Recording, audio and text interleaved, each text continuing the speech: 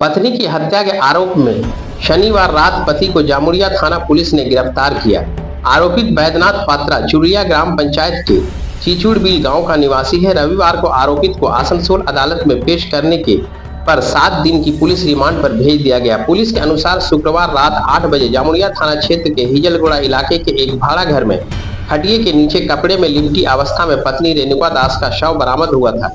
मृतका का पति बैद्यनाथ पात्रा जामुड़िया के एक निजी कारखानों में काम करता है। इंटरनेट मीडिया के मार्फत संपर्क में आने तथा बातचीत के बाद वर्ष 2021 में इसका विवाह उत्तर 24 परगना के रायडीही निवासी रेणुका के साथ हुआ। विवाह के बाद से ही दोनों हिजलगोड़ा में भाड़ा घर में रहते थे। पुलिस के मुताबिक शुक्रवार शाम भाड़ा घर के मालिक ने पुलिस को जानकारी दी कि बैद्यनाथ पात्रा अपने 1 वर्ष के बच्चे और साइकिल के साथ कहीं बाहर चला गया है और घर में ताला लगा दिया गया है। देर शाम तक रेणुका के घर न आने पर घर के मालिक को शक हुआ। इसके बाद जामुड़िया थाना पुलिस को सूचित किया गया। पुलिस ने घर का दरवाजा तोड़कर खटिये के नीचे चादर में लिपटा रेणुका का शव बरामद किया। जामुड़िया थाना प्रभारी सौमेंद्रनाथ सिंह ठाकुर ने बताया कि घटना के बाद मृतक के पिता प्रदीप दास ने जामुड़िया थाने में बैद्यनाथ पात्रा के खिलाफ मामला दर्ज कराया है। शनिवार रात आसनसोल से बैद्यनाथ को गिरफ्तार किया गया। पूछताछ में बैद्यनाथ ने स्वीकार किया कि शादी के बाद पत्नी का अवैध संपर्क होने के संदेह पर अक्सर झगड़ा होता था। गुरुवार रात झगड़ा होने पर गला घोंटकर बैद्यनाथ ने पत्नी की हत्या कर दी। हत्या के बाद शव को कमरे में खाटिये के नीचे छुपाकर बच्चे को लेकर फरार हो गया है।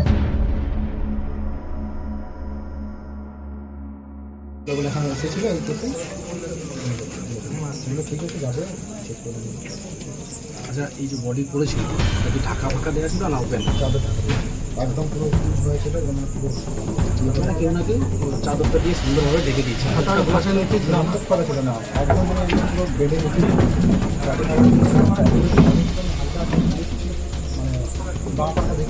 বডিটা কীভাবে ছিল? চিট হয়েছিল না ফুটে হয়েছিল? সাইড হয়েছে। পুরো ব্লাড আছে সেই না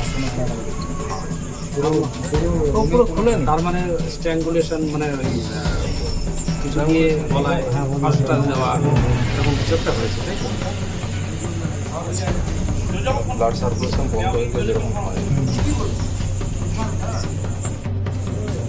মানে প্রতিদিন হয়তো এরকম বোঝা যেত না, কিন্তু দেখতো ওর ফোন নাম্বারটা একটু দিন, কাকা নিশ্চয়ই কাকে কারণ ওই ছেলেটা কোনো বলতে না।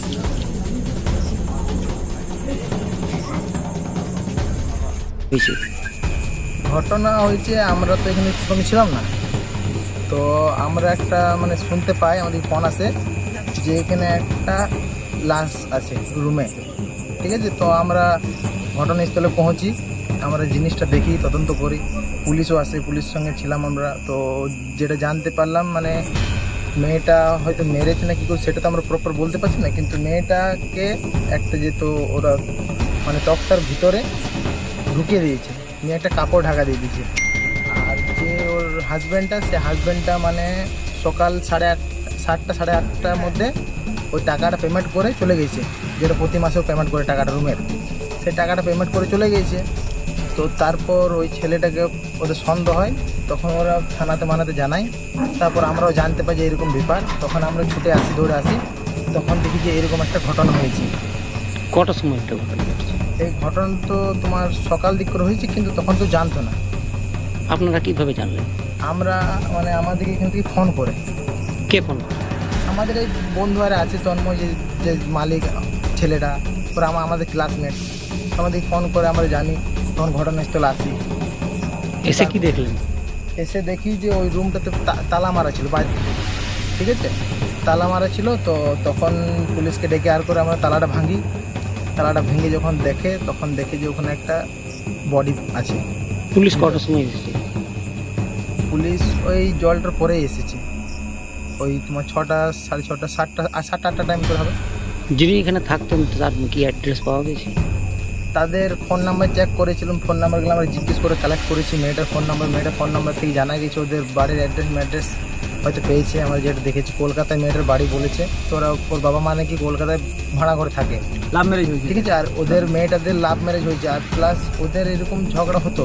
ছেলের বাড়ি চিচুড়ি ভিলেজ, আর এই ছেলেটার হচ্ছে আমাদের লোকাল ছেলেটা এই চিচুড়ি বিলে ওর বাড়ি। এখানে কি মারফতে থাকে? এখানে আমাদের যে লোকাল প্ল্যান্ট আছে শামসেল, ওখানে লোকাল ফ্যাক্টরি বলতে শামসেল আছে, শামসেল স্টিল প্ল্যান্ট আছে, তো ওই ছেলেটা ওখানেই কাজ করে। আপনারা কি ছেলেটাকে চিনতেন? ছেলেটাকে না আমরা চিনতাম না। কি নাম আপনার? আমার নাম এসকে সোহেল। কি হয়েছে ঘটনা? ঘটনা হয়েছে আজ 2 বছর আগে বৈদ্যনাথ পাত্র নামে একজন ব্যক্তি চিচুরবিলে থাকে, চিচুরুলিয়া ফাঁড়ির আন্ডারে করছে। তো ও এখানে ভাড়া নেই, আমাদের এখানে পুরো ভাড়া। তো ওর যে ওয়াইফ ছিল, নাম যে ওয়াইফ ছিল, ওর ওয়াইফ ছিল আপনার নর্থ 24 পরগনা, 24 পরগনার ও মেয়েটার বাড়ি ছিল। তো আগে আমাদের হিজুরগড়া গ্রাম পঞ্চায়েত আছে, মডার্ন স্কুল, ওইখানে একবার ভাড়া ছিল। তারপরে আরেক জায়গায় গ্রামে ভাড়া ছিল, মানে প্রায় ধরুন আমাদের গ্রামে 4 থেকে 5 বছর ধরে আছে। তো একদম শেষে তারপরে আমাদের এখানে আসে, তো আমরা ভাড়া দিয়েছিলাম। তারপরে ওদের কিছু না কিছু হালকা ফুলকা লেগেই থাকবে, কিছু মানে হালকা, যেমন স্বামী স্ত্রীর মধ্যে ঝামেলা হয় আর কি। হালকা মানে মারধর হতো কিনা সেটা আমরা মানে জানতাম না, কারণ আমরা এখানে থাকি না, আমরা একটু দূরে থাকি। দিয়ে আজকে যখন সকালে বৈদ্যনাথ এবং ওর ছেলে, মানে একদম বাচ্চা, 1 বছর একটা শিশু আছে, ঠিক আছে, এখানে প্রেগনেন্সি হয়েছে, এখানেই বাচ্চা হয়েছে, এখানে প্রেগনেন্ট হয়েছে। তো বাচ্চাটাকে নিয়ে প্রথমে আমাদের দোকানে আসে, এবং দোকানে এসে বিলটা পেমেন্ট করে। প্রতি মাসের 15 তারিখে কিন্তু বিল পেমেন্ট হয়। 15 তারিখ, সেই আজকে 15 তারিখ, 15 আগস্ট, আজকে বিল পেমেন্ট করে 8টা থেকে 8:30 নাগাদ। বিল পেমেন্ট করার সময় ওর হাতে বাচ্চাও ছিল। আমাদের বাড়িতে জল নিয়েছে, এখান থেকে সাইকেল বের করেছে, সাইকেল বের করে সাইকেলটাও নিয়ে গেছে।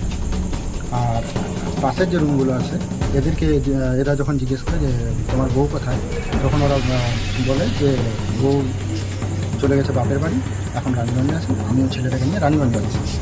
এইটা বলে বৈদ্যনাথ বেরো। ওর সাথে কোনো কিচ্ছু ছিল না, শুধু ছেলেটা ছিল আর সাইকেলটা ছিল, আর কোনো কিছু ছিল না। এবার তারপর আমার মনে সন্দেহ হয় যে ছেলের মাটা কেন নেই, ছেলেটাকে মানে বাবা নিয়ে যাচ্ছে। এবং আমি বৈদ্যনাথকে কন্টিনিউয়াস অনেকবার ফোন করি, আমার ফোন থেকে বাবার ফোন থেকে অনেকবার ফোন করছি, মাঝে মাঝে রিং হচ্ছে, রিসিভ করছে না, কিংবা সুইচ অফ হয়ে যাচ্ছে, এরকম হচ্ছে। তখন মনে আমার সন্দেহ থেকে হয়তো কিছু হতে পারে, কারণ ওদের মধ্যে তো ঝামেলা লেগে থাকতো। তাই একটা লিখিত অভিযোগ আমরা কেন্দ্রাফাড়িতে করি। কেন্দ্রাফাড়িতে করার সময় আমাদেরকে, যিনি ওইখানে তখন ইনচার্জে ছিলেন, যিনি আমার কপিটা রিসিভ করেন, তখন আমাকে উনি বলছেন যে হ্যাঁ, বৈদ্যনাথের দাদা মানে গোপীনাথ পাত্র কিন্তু সেখানে এসেছিলো, এবং আমাদের 5 মিনিট আগেই এসেছিলো বৈদ্যনাথ পাত্রের দাদা। তো এসেছিলো ওই সেম অভিযোগ করতে যে হ্যাঁ, ওর বইয়ের নাকি শরীর খারাপ। সেটা হয়তো ফাঁড়ি জানবে, ফাঁড়িতে ভালো করে বলেছে, ঠিক আছে। তো ওর চুরুলিয়াতে তো ফাঁড়ি আছেই, তো চুরুলিয়া ফাঁড়িতে অভিযোগ না করে, ঠিক আছে, কেন্দ্রাফাড়িতে কী জন্য অভিযোগ করছে? কেন্দ্রাফাড়িতে ওর আন্ডারে পড়ছে না, কেন্দ্রাফাড়ি পড়ছে আমাদের আন্ডারে। আমাদের এখানে কিছু হলে আমরা যাবো কেন্দ্রাফাড়ি।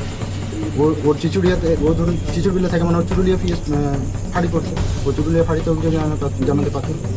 এবং আমাদের এখানে যিনি ছিলেন তপনবাবু ছিলেন হয়তো, ঠিক আছে, আমাদের কেন্দ্রাফাড়ি একজন এএসআই ছিলেন, উনিও ফোন করেন ওকে, বৈদ্যনাথের দাদা গোপীনাথ পাত্রকে ফোন করা হয়। উনি ফোন করেছিলেন, তো বললেন যে ঠিক আছে আমি আসছি। প্রথমে বলে যে আসছি, যে তালাটা ভাঙবো, তালাটা আমরা এখন ভাঙতে পারছি না, আপনারা আসুন, পুলিশও থাকবে, আমার মানে বাড়ির মালিকও থাকবে, ভাঙা হবে তালা, ঠিক আছে। তো প্রথমে বলে যে আসছি, তারপর বলে যে বেরিয়েছি, তারপরে বলছে যে না, আজকে আর যেতে পারবো না, কালকে। কতগুলো রুম আছে আপনার এখানে? Total 11টা room. 8টা আছে। 11টা রুম। কত নম্বর রুমে ওই বৈদ্যনাথ ছেলে থাকতো? তো উনি যখন এখান থেকে যান তখন আপনাদেরকে কি বলে যান? আমাদেরকে কিছুই বলেনি, আমাদেরকে টাকা দিয়েছে, আমরা ওকে টাকা রিসিভ দিয়ে দিয়েছি। আমাদেরকে কোনো কিছুই বলেনি যে আমরা বাড়ি ছাড়ছি বা কোথাও যাচ্ছি বা কিচ্ছু। এখানে কি মারফতে এখানে ভাড়া দেওয়া হতো?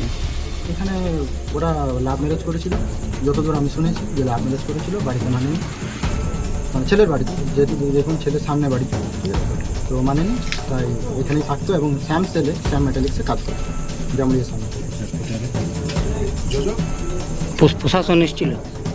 হ্যাঁ, পুলিশ এসেছিলো, পুলিশকে আমরা খবর দিই, পুলিশ সন্ধ্যেবেলাতে এসেছিলো, সন্ধ্যেবেলা থেকে এখানে সব কিছু করেছে। তালা প্রথমে ভাঙেনি, ওর দাদাকে খবর দেওয়া হয়েছিল, ওর দাদাও আসেনি। তারপরে পুলিশ আইসির সাথে, মানে ইনচার্জের সাথে, থানা ইনচার্জের সাথে কথা বলে, তারপরে আমরা সবাইকে নিয়ে, পুলিশ প্রশাসনের সবাইকে নিয়ে ক্যামেরা করে এটা ভাঙি, এবং লাস্টে প্রথম আমি দেখছি। কী নাম আপনি? আপনি ঘর মালিক?